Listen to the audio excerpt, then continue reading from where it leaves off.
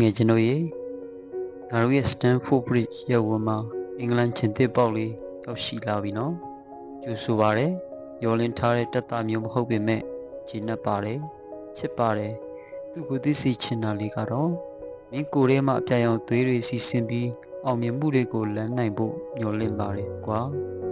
ဒီအသင်းဒီတက်သားတွေနဲ့မင်းအနာဂတ်ကိုအကောင်းဆုံးဖန်တီးနိုင်မှာပါဘာလို့လဲသိလားရစီဆိုတဲ့ဟောဒီအပြာရောင်နေမြေဟာအောင်မြင်မှုတွေစုဖလားတွေနဲ့ဝေစာလပနေလို့ပါပဲတန်းဆင်းသွားတဲ့အသင်းကလာတဲ့အစားသမားမှုအထင်အမြင်နဲ့ဆုံးဖြတ်တဲ့သူတွေကိုလုံနဲ့တက်တည်ပြပြီးတောက်ပတဲ့